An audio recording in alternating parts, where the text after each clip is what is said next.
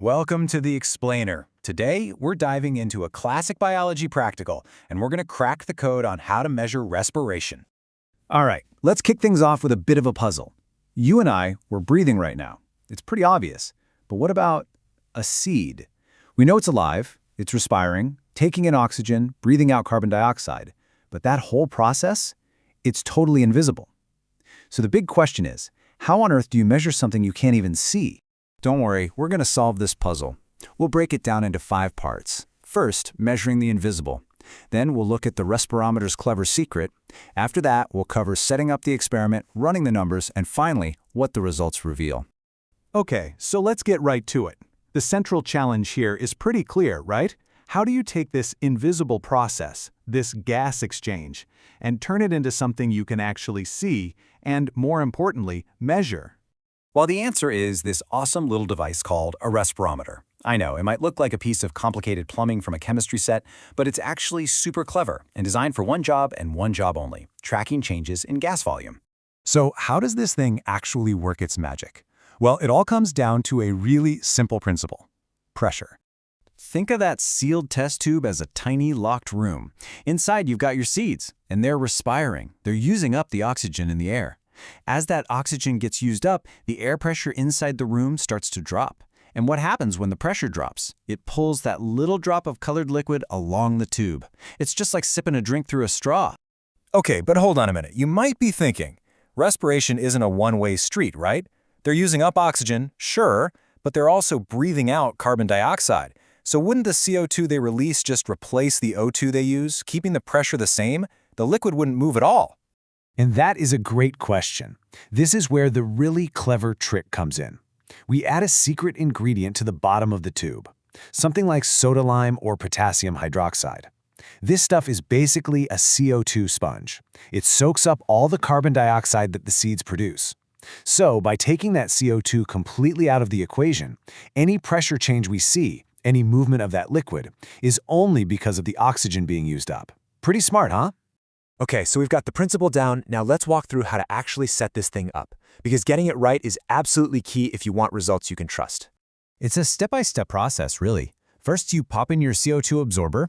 Then you place your organisms, whether it's seeds or maybe even some woodlice, on a little gauze platform so they don't touch the chemical. You put the whole thing together, and then you use the syringe to nudge that colored liquid right to a starting line. Finally, you close the tap to make it airtight, hit your stopwatch, and just watch. All you're doing is recording how far that liquid travels every minute. And a quick but really important note on safety. You're dealing with glassware, obviously, so be careful, but that soda lime, it's corrosive, so you definitely want to wear gloves and avoid getting it on your skin. Now, think about this. If you want this to be a fair test, say you're comparing maggots to seeds, you've got to make sure other things aren't messing with your results. So what else do we need to control?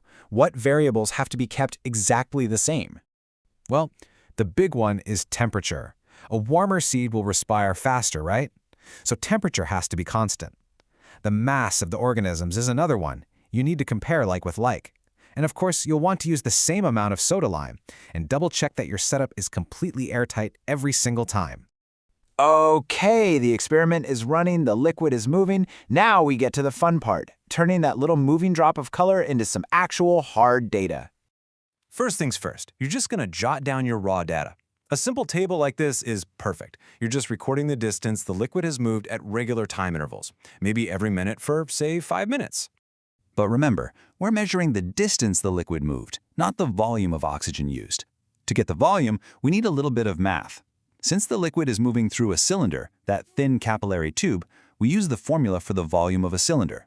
That's just pi times the radius of the tube squared times the length, and that length is the distance our liquid moved. Okay, so we've done the math. We know the total volume of oxygen used up over those 5 minutes. But that's just a total. It's not the rate of respiration.